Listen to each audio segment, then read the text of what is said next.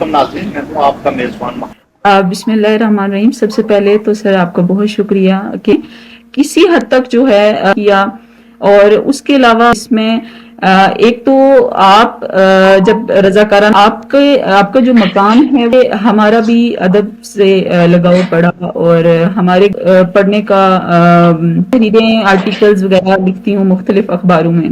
जी, मलिक साहब उनसे इंटरव्यू किया ये अफोर्ड नहीं अपने दौर करते, लेकिन हम जब कोई हमारे चूंकि एक उनमें चूंकि हमारे सेशन में एज ए था कि स्टेट यूथ असम्बली को एजे के डेवलप हों और एक जब फाइनेंशियल सिस्टम भी लीव पाकिस्तान एक जो नॉन प्रॉफिट ऑर्गेनाइजेशन है के साथ काम करते हैं। इस्लामिक रिलीफ हमारी जो सोसाइटी है उसमें इनको ओवरकम करने के लिए मैं पर्सनली ये कोशिश मुताबिक अपनी तमाम हदूद में ओवरकम होंगे। और जिस तरह से खवातीन के तो बहसियत इंसान हमारी क्या जिम्मेदारियां हैं, उनको यूथ को तलबा व तलबात को इस लाइन की हमें भी बहुत सारी खामियां हैं। हम जब अपने आप से चूंकि रियासत जम्मू कश्मीर है कि कश्मीर की अपनी एक सकाफत है कि हमारा पूरा एक डेमोक्रेटिक स्ट्रक्चर है और हमारी ईमान को अपनी राय का इजहार का हक है। उन्होंने अपनी राय का इजहार एक हमारे माशरे में एक बिल्कुल जो ये कंट्रोल लाइन है इस पे आप क्या कहेंगे कि दुनिया में नौजवान क्या सोचते हैं कि इसको खत्म होना चाहिए? के दौरान एक रिसर्च की थी। एक खानदान उस साइड पे है, आप यकीन जाने एक तो क्योंकि दरमियान में एक खूनी लकीर है जो कि तो इसका जो बुनियादी नुकसान है वो यहाँ के लोगों।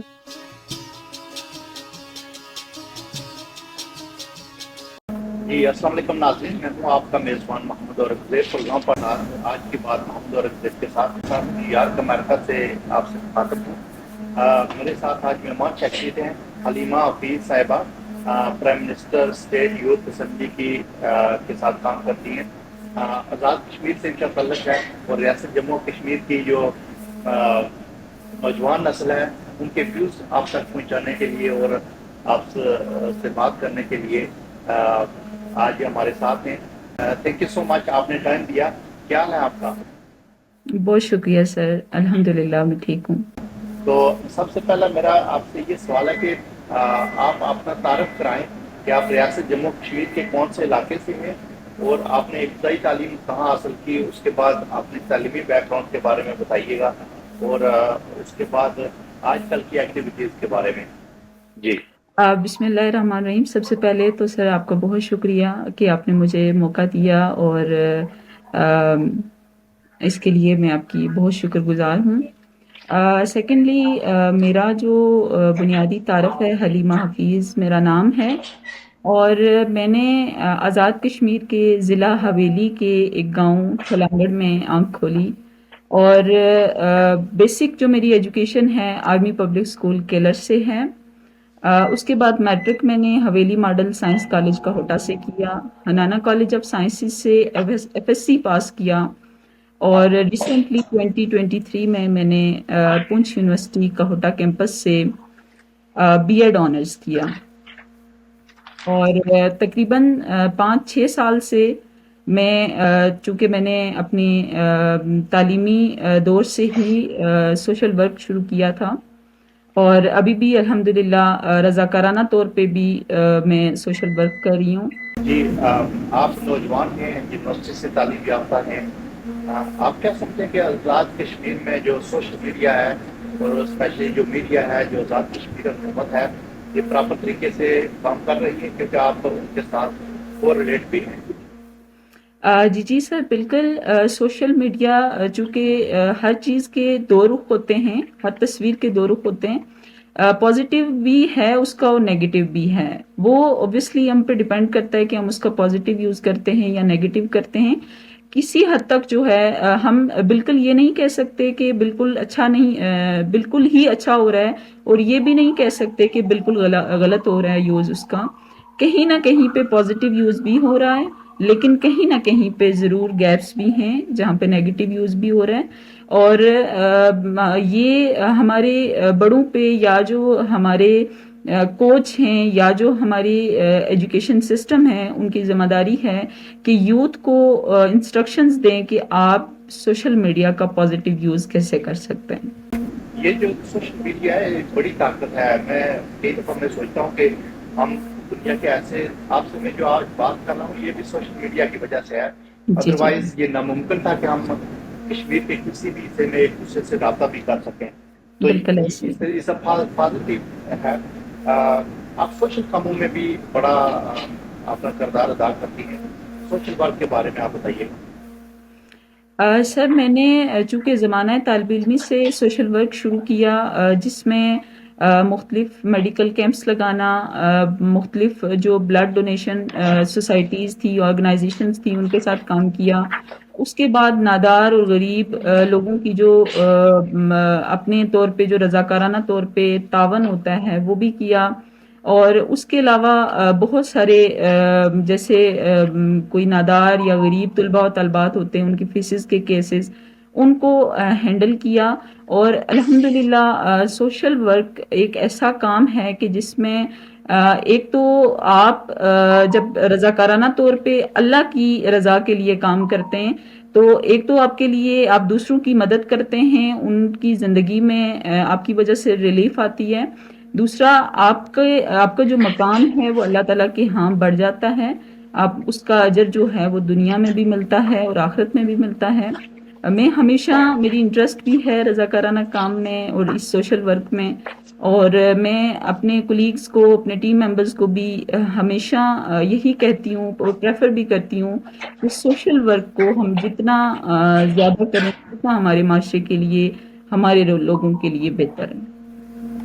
جی آپ مختلف اخباروں میں بھی آرٹیکل لکھتی ہیں. اس بارے میں بتائیں کہ کون کون سے اخبار میں آرٹیکل لکھتی ہیں اور یہ کیسے شوق پیدا ہوا؟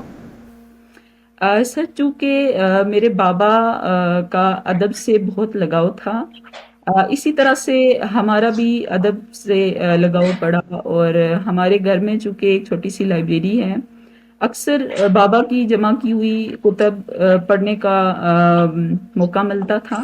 اور جب ہم پڑھتے ہیں تو وہاں سے اوبیسلی ایک گاڈ گفٹڈ اسکل بھی ہوتی ہے، لیکن اسٹڈی سے آپ میں کہیں نہ کہیں شوق ڈیولپ ہوتا ہے اور جو اسکل آپ کے اندر ہوتی ہے وہ پالش ہوتی ہے.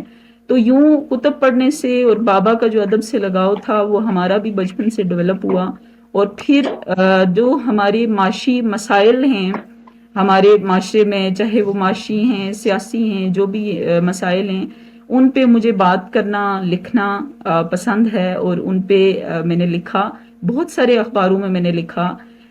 ایک میری تحریر تھی جو کہ ایک کتاب تھی، ایک خواب ادھورا سا، میں پاکستان میں وہ میری تحریر اس کتاب میں پبلش ہوئی تھی. تو اسی طرح سے چھوٹی چھوٹی تحریریں، آرٹیکلز وغیرہ لکھتی ہوں مختلف اخباروں میں. جی آپ ایجوکیشن سے ریلیٹڈ ہیں. ایجوکیشن کیا سمجھتے ہیں آپ کے اس پہ ورک ہونے کی ضرورت ہے؟ کیونکہ میں نے گزشتہ دنوں ایک ہمارے وزیر تعلیم ہائر ایجوکیشن ہے، ہائر ایجوکیشن کے وزیر ہیں ملک ظفر صاحب، ان سے انٹرویو کیا تو کافی کمیاں کوتاہیاں ہیں وہاں پہ جو ایجوکیشن سسٹم ہے اس میں. کیا آپ ایز اے نوجوان آپ کیا سمجھتے ہیں کہ اس میں کوئی بہتری لائی جا سکتی ہے؟ بالکل سر، ہمارے ایجوکیشن سسٹم میں جو سب سے بڑا مسئلہ ہماری یوتھ کے لیے، ہماری نوجوان نسل کے لیے وہ یہی ہے کہ ہمارا ایجوکیشن سسٹم جو ہے وہ بہت جگہوں پہ اس میں گیپس ہیں. اس کو امپروو کرنے کے لیے ہماری جو اسٹیٹ یوتھ اسمبلی ہے، چونکہ یہ ایک ماڈل اسمبلی ہے، تو اس میں ہماری ایک پوری کیبنٹ ہوتی ہے، پورا ایک اسٹرکچر ہوتا ہے. اس میں ہماری کیبنٹ ہوتی ہے اور منسٹرز ہوتے ہیں، اسپیسیفک ایجوکیشن ڈپارٹمنٹ کے منسٹر بھی ہوتے ہیں. ان سے ہم نے پالیسیز تیار کروائی ہوئی ہیں تھرو ریسرچ. انہوں نے پراپر ریسرچ کی ہے ایجوکیشنل ایشوز پہ، اور اس کے پھر جو سلوشنز تھے ان کی طرف جانے کے لیے ہم نے پالیسیز ڈیولپ کی ہیں، جو کہ ہم نے ایک سیشن میں پیش بھی کی تھی. حکومتی ایک نمائندہ ہمارے پاس موجود تھے، وزیر حکومت، ان کے سامنے ہم نے پیش بھی کی تھی، اور اوبویسلی بہت سارے ایشوز ہیں ہمارے. مجھے یہ لگتا ہے پرسنلی کہ جو ہمارا ایجوکیشنل سسٹم ہے اس میں آزاد کشمیر میں اسپیشلی بہت جگہوں پہ لیک کر رہی ہیں بہت ساری چیزیں، جو کہ ہماری یوتھ کو بہت مشکلات کا سامنا کرنا پڑ رہا ہے. ہمارے نوجوان آزاد کشمیر سے اسلام آباد کی طرف رخ کرتے ہیں اچھی تعلیم کے لیے، اچھی اسٹڈیز کے لیے، اور بہت سارے طلباء و طالبات نادار اور غریب ہوتے ہیں جو کہ یہ افورڈ نہیں کر سکتے کہ وہ اسلام آباد کی طرف جائیں یا آؤٹ آف کنٹری کی طرف جائیں. تو اس میں ہم چونکہ اپنے پلیٹ فارم سے بھی اور اس پلیٹ فارم سے بھی ہم حکومت آزاد کشمیر سے مطالبہ کرتے ہیں کہ ہمارے ایجوکیشنل سسٹم کو ٹھیک کیا جائے. اور ایجوکیشن کے ساتھ ساتھ مجھے یہ لگتا ہے کہ ایجوکیشن کا جو ہم نے مطلب سمجھ لی ہے وہ صرف تعلیم ہے، حالانکہ ایجوکیشن کا کمپلیٹ میننگ جو ہے وہ تعلیم و تربیت ہے، اور تعلیم کے ساتھ ساتھ تربیت بہت ضروری ہے. دنیا کی کچھ بڑی یونیورسٹیز میں ریسرچ ہوئی تھی اور اس میں بتایا گیا تھا کہ ہمارے ایجوکیشنل سسٹم، ہماری یونیورسٹیز تعلیمی یافتہ نوجوان نہیں بلکہ وحشی پیدا کر رہی ہیں، اس لیے کہ ہم صرف تعلیم پہ، کتابوں پہ اور اس مٹیریل پہ فوکس کرتے ہیں، تربیت پہ فوکس نہیں کرتے ہیں. اور میں یہ سمجھتی ہوں کہ ہمیں سب سے زیادہ جو تعلیم کے ساتھ ساتھ فوکس کرنے کی ضرورت ہے وہ تربیت ہے. حکومت آزاد کشمیر آپ کے اس پروگرامس میں جتنے بھی آپ کے انیشیٹو ہیں ان پہ آپ کو سپورٹ کرتی ہے، یا آپ یہ اپنے طور پہ اس میں حکومت کی کتنی سینسیئرشپ ہے، حکومت کتنی مخلص ہے اس جیسے پروجیکٹس میں کام کرنے کے لیے؟ سر اس میں چونکہ ہماری ایک نان پروفٹ آرگنائزیشن ہے جس میں ہمارا کوئی فنڈ نہیں ہوتا، اے جے کے گورنمنٹ سے ہمیں کوئی پراپر فنڈز نہیں ملتے، لیکن ہم جب کوئی ہمارے چونکہ ایک ماڈل اسمبلی ہے تو ہمارے پارلیمنٹری سیشنز ہوتے ہیں، مشترکہ پارلیمانی اجلاس جو کہ ہمارا لوئر ہاؤس اور اپر ہاؤس ہے ان کے مشترکہ اجلاس ہوتے ہیں. ان میں چونکہ ہمارے سیشن میں ایز اے چیف گیسٹ ہم آزاد کشمیر کے کسی بھی اسٹیک ہولڈر کو انوائٹ کرتے ہیں. اس میں پرائم منسٹر اے جے کے بھی ہو سکتے ہیں، اس میں کوئی منسٹر صاحب بھی ہو سکتے ہیں. تو اس میں اکثر جو ہے ہمارے پاس منسٹر صاحبان تشریف لاتے ہیں یا پرائم منسٹر صاحب تشریف لاتے ہیں یا اسپیکر صاحب، تو اس میں وہ ہمیں ضرور سپانسر کرتے ہیں، جو کہ for example Kashmir house hall ہو گیا. اس کے بعد صحیح. تھوڑی سی اس میں اسپانسرشپ ہمیں ہوتی ہے. فلی ہم نے اجلاس میں بھی حکومت آزاد کشمیر کے ایک وزیر حکومت فیصل ممتاز راٹھور صاحب تشریف لائے تھے، ان سے ہم نے مطالبہ بھی کیا تھا کہ اسٹیٹ یوتھ اسمبلی کو اے جے کے گورنمنٹ کا شیلٹر پرووائڈ کیا جائے، چونکہ اس میں یوتھ انوالو ہے اور نوجوانوں کے لیے ایک سیاسی نرسری ہے، نوجوان لیڈرشپ تیار کی جا رہی ہے. تو اس کے لیے ہمیں اے جے کے گورنمنٹ کا شیلٹر پرووائڈ کیا جائے تاکہ یہ نوجوان مزید اچھے طریقے سے ان میں لیڈرشپ سکلز ڈیولپ ہوں، اور ایک جب فائنینشیل سسٹم بھی ڈیولپ ہوتا ہے تو اس سے مزید اس ادارے کو یا اس آرگنائزیشن کو تقویت ملتی ہے. جی، آپ اسلامک ریلیف پاکستان ایک جو نان پروفٹ آرگنائزیشن ہے اس میں بھی کام کرتے ہیں، اپنی خدمات کے بارے میں بتائیں. جی سر، الحمدللہ ہمیں یہ اعزاز بھی حاصل ہے کہ ہم ایک انٹرنیشنل فلاحی تنظیم کے ساتھ کام کرتے ہیں اسلامک ریلیف پاکستان میں، اور الحمدللہ اسلامک ریلیف پاکستان جو ہے وہ انٹرنیشنل ایک آرگنائزیشن ہے جو کہ انٹرنیشنلی 40 سے زائد ممالک میں اپنی خدمات دے رہی ہے، اور ہمیں بھی یہ اعزاز حاصل ہے کہ ہم ان کے ساتھ اپنی خدمات دے رہے ہیں. جی، آپ کا ویژن ہے کہ ہم خواتین کو مضبوط بنانے اور جو اسپیشلی جو بچیاں ہیں، جو آزاد کشمیر کی وومنس ہیں، ان کو امپاور کرنا اور ان کے ٹیلنٹ کو، ان کے مسائل کو اجاگر کرنا. اور اس میں کیا آپ کیا چیزیں جو ہے نا اس میں آپ کر رہے ہیں؟ سر چونکہ آزاد کشمیر کی جو سیاست ہے اس میں نے ایک گیپ دیکھا کہ خواتین کا کردار بہت کم ہے. جو بھی خواتین اسمبلی کا حصہ بنی ہیں وہ اسپیشل سیٹس پہ گئی ہیں، الیکشن لڑکے خاص کر ہمارے ایریا سے خاتون بہت کم جاتی ہیں. اس کی اصل وجہ یہ ہے کہ ایک تو ہماری جو سوسائٹی ہے اس میں یہ رواج ہی کم ہے کہ خواتین جو ہیں وہ پروفیشنلی سیاست میں آتی ہیں، اور بہت ساری ہرڈلز بھی ہیں جن میں اکثر چونکہ خواتین کے لیے معاشرے میں بہت سارے مسائل ہوتے ہیں، اگر وہ گھر سے باہر نکلتی ہیں یا وہ پریکٹیکل لائف میں پریکٹیکلی وہ پروفیشنل چیزوں میں انوالو ہوتی ہیں، تو ان کے لیے بہت سارے مسائل ہیں۔ سب سے زیادہ کمی جو ہوتی ہے وہ کانفیڈنس کی ہوتی ہے۔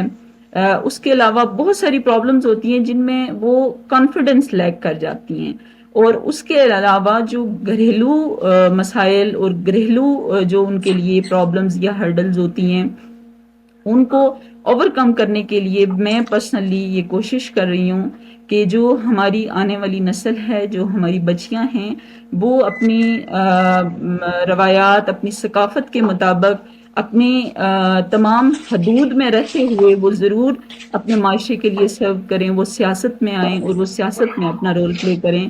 چونکہ آپ ایک مشہور قول بھی ہے کہ جہاں پہ اگر آپ کسی مرد کو پڑھاتے ہیں تو وہ آپ صرف ایک مرد کو پڑھاتے ہیں، اگر آپ ایک خاتون کو پڑھاتے ہیں تو آپ پورے معاشرے کو پڑھاتے ہیں۔ اگر خاتون پریکٹیکل لائف میں پروفیشنلی سیاست میں انوالو ہوگی تو اوبویسلی جو خواتین کے مسائل ہیں ان پہ ڈسکشن ہوگی، جو خواتین کے مسائل ہیں وہ اوور کم ہوں گے، اور جس طرح سے خاتون خواتین کے بارے میں بات کر سکتی ہے اس طرح سے مرد نہیں بات کر سکتے۔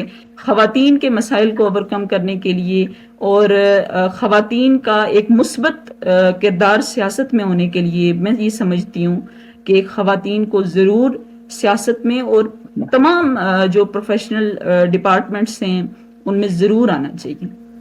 اچھا، آپ نے نوجوان بچیوں اور بچوں کی مدد سے ایک پلیٹ فارم کی بنیاد رکھی ہے، سیر حویلی، اس کا کیا مقصد ہے؟ جی سر، امید سحر حویلی کے نام سے ہم نے امید ایک سیر سال پہلے ایک پلیٹ فارم کی بنیاد رکھی تھی، چونکہ بہت ساری سوشل آرگنائزیشنز ہیں جو کہ بہت سارے سوشل ورکس کرتی ہیں، لیکن ایک جو میرے ذہن میں جو چیز تھی یا جو ہمارے ہم خیال لوگ تھے، ہم یہ چاہتے تھے کہ چونکہ تعلیم بھی ہو رہی ہے، سوشل ورک بھی، بہت ساری چیزوں پہ ساری آرگنائزیشنز، ڈپارٹمنٹ، سسٹم ورک کر رہے ہیں، لیکن جو نوجوانوں کی تربیت ہے، جو نئی نسل کی تربیت ہے، جو بچوں کی تربیت ہے، چونکہ ہم مسلمان ہونے سے پہلے سب سے پہلے ہم انسان ہیں، تو بحیثیت انسان ہماری کیا ذمہ داریاں ہیں، ہمارا معاشرے میں مثبت کردار کیسے ہونا چاہیے، اور ہمارا معاشرے میں مثبت کردار کتنا ضروری ہے، اس کے لیے ہم نے ایک جو نظریاتی، سیاسی یا سماجی یا معاشی جو تربیت ہے اس کے لیے ایک پلیٹ فارم بنایا کہ ہم ڈیفرنٹ سیمینارز اور ڈیفرنٹ ایونٹس کے ذریعے، ہم سیشنز کے ذریعے ہم بچوں کو، یوتھ کو، طلباء و طالبات کو اس لائن کی طرف لا سکیں کہ ہم اچھے انسان کیسے بنیں گے۔ چونکہ یہ ابتدا ہم نے اس لیے کی تھی کہ ہم خود سے شروع کریں گے، جب ہم خود بحیثیت انسان، اوبویسلی ہم میں بھی بہت ساری خامیاں ہیں، ہم جب اپنے آپ سے شروع کریں گے کہ ہم خود کیسے اچھے انسان بنیں، پھر ہمارے آس پاس کے لوگ، ہمارے ٹیم کے لوگ، اور جب ہم معاشرے میں یہ سوچ پھیلائیں گے تو ہمیں لگتا ہے کہ انشاءاللہ سحر ضرور ہوگی، اور ہماری جو امید ہے وہ انشاءاللہ یقین میں بدلے گی۔ آپ کیا سمجھتے ہیں کہ ریاست کی آزادی اور صلاحیت کے بارے میں آپ کا کیا پوائنٹ آف ویو ہے؟ پوری ریاست کی بات کریں اور ریاست جموں کشمیر کی۔ سر، چونکہ ریاست جموں کشمیر تمام کشمیریوں کی آپ سمجھیں کہ وطن سے جو محبت ہوتی ہے وہ انسان کی رگ رگ میں بسی ہوتی ہے، اور ہماری رگوں میں کشمیریت کا خون دوڑتا ہے، اور تمام کشمیری یہ چاہتے ہیں کہ کشمیر آزاد ہو، اور کشمیر کی جو کہ 500 کئی سو سالہ پرانی تاریخ ہے، اور کشمیر آزاد ہونے کے لیے چونکہ اس لیے ضروری ہے کہ کشمیر کی اپنی ایک ثقافت ہے، کشمیر کی اپنی ایک تاریخ ہے، کشمیر کی اپنی ایک پہچان ہے، اور ہر کشمیری یہ چاہتا ہے کہ کشمیر ضرور آزاد ہو۔ جہاں پہ کشمیر ایک پوری ریاست ہوا کرتی تھی، آج اسی کشمیر میں جو دشمن قابض ہیں، اور ہندوستان میں آپ دیکھتے ہیں کہ آئے روز خواتین کی عصمت دری ہوتی ہے، بچوں کو شہید کیا جاتا ہے، نوجوانوں کو شہید کیا جاتا ہے۔ تو اس ظلم و ستم سے بچنے کے لیے یہ ضروری ہے کہ ریاست ایک ہو۔ جب ریاست ٹکڑوں میں تقسیم ہوتی ہے تو تب یہ ظلم و ستم ہوتا ہے۔ جب ایک جسم کے ٹکڑے الگ الگ ہوتے ہیں تو تکلیف تب ہوتی ہے۔ جب جسم ایک ہوگا اور سب متحد ہوں گے تو یہ ظلم و ستم اور یہ جو ساری جارحیت ہے یہ کم ہو جائے گی۔ اس کے لیے ضروری ہے کہ کشمیریوں سے ان کی رائے پوچھی جائے، رائے شماری کے ذریعے کشمیر کا فیصلہ کیا جائے، اور کشمیر کا فیصلہ ہونا بہت ضروری ہے۔ ریاست جموں و کشمیر جو آزاد کشمیر جو پاکستان کے زیر انتظام علاقہ ہے، اس میں گزشتہ سال ایک تحریک چلی جو نوجوانوں کی تحریک بھی اس کو کہا جاتا ہے۔ آپ کیا سمجھتے ہیں کہ یہ تحریک رائٹ سمجھتی تھی؟ سر، چونکہ بہت سارے پہلو تھے، جو ایک چارٹر آف ڈیمانڈ تھا، اس میں بہت ساری چیزیں تھیں جن سے میں ایگری کرتی ہوں، لیکن کچھ چیزیں ایسی تھی کہ جن سے میں ڈس ایگری کرتی ہوں۔ چونکہ ریاست جو آزاد کشمیر پاکستان کے زیر انتظام ہے، ہمارا پورا ایک ڈیموکریٹک سٹرکچر ہے اور ہماری ایک پوری ریاست کا سسٹم ہے جو کہ اس کو بحال رہنا اور اس کا پراپر اسی طرح سے سسٹم رہنا بہت ضروری ہے۔ باقی جو چارٹر آف ڈیمانڈ تھا، اوبویسلی کشمیریوں کی ایک جو بنیادی حقوق کے لیے ایک تحریک تھی، وہ ان کا بنیادی حق ہے۔ ہر کشمیری کو اپنی رائے کے اظہار کا حق ہے، اور بحیثیت انسان ہر انسان کو اپنی رائے کے اظہار کا حق ہے۔ انہوں نے اپنی رائے کا اظہار کیا۔ اس میں جو ہمارے معاشرے میں ایک سٹیٹمنٹ بن گئی ہوئی ہے کہ ہمارے مطابق جو بات کرے گا وہی بات ٹھیک ہوگی۔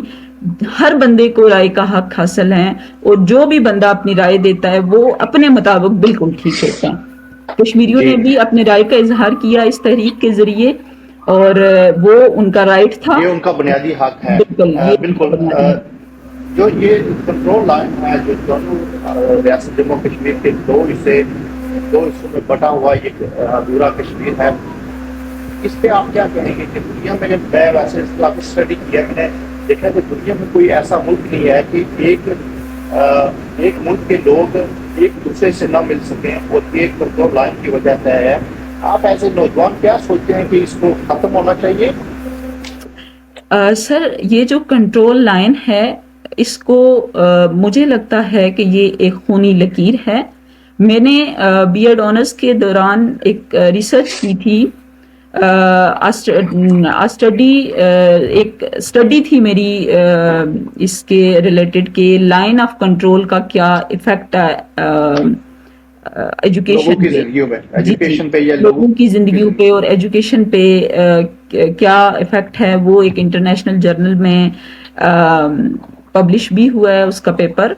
تو اس میں ہم نے جو ریسرچ کی ہے اس میں واضح نظر آیا کہ اس لائن آف کنٹرول کی وجہ سے آئے روز کی جو کشیدگی ہوتی ہے، اس کی وجہ سے کتنے لوگوں کی جانوں کا نقصان ہوا، کتنے بچوں کی زندگیاں گئیں، کتنے والدین نے اپنے بچے کھو دیے، کتنے بچوں نے اپنے والدین کھو دیے۔ یعنی بنیادی جو نقصانات ہیں، ایک تو بڑا نقصان ہے کہ جس سے جو ایک جگہ کے ایک خاندان کے لوگ ہیں وہ بچھڑ گئے ہیں۔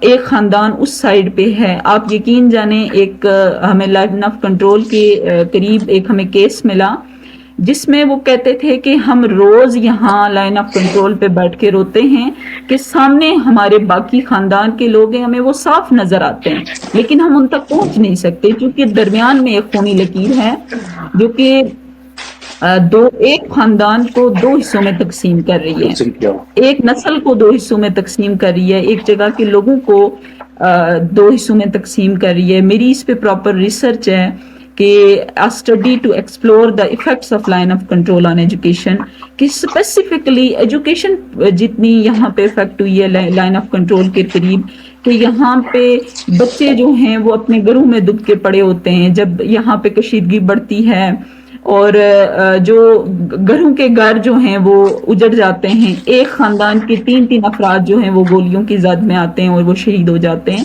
تو اس کا جو بنیادی نقصان ہے وہ یہاں کے لوگوں کو ہے، یہاں کی عوام کو ہے، اور خاص کر ان لوگوں کو ہے کہ جن کے خاندان تقسیم ہو گئے، جن کے خاندان ایک لائن آف کنٹرول کی اس سائڈ ہے، ایک اس سائڈ ہے، اور وہ ایک دوسرے کو دیکھنے کے لیے ترستے ہیں، بات کرنے کے لیے ترستے ہیں. تو یہ ایک خونی لکیر ہے، اس کو ضرور ختم ہونا چاہیے. جی علیمہ حفیظ صاحبہ، تھینک یو سو مچ، آپ نے اس پروگرام میں ٹائم دیا.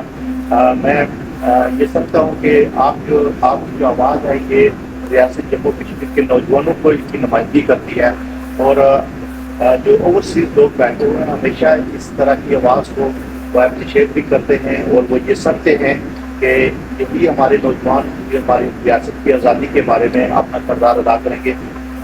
تھینک یو سو مچ آپ کا. انشاءاللہ ناظرین کسی اور پروگرام میں بھی پھر حاضر ہوں گے. بہت شکریہ. اللہ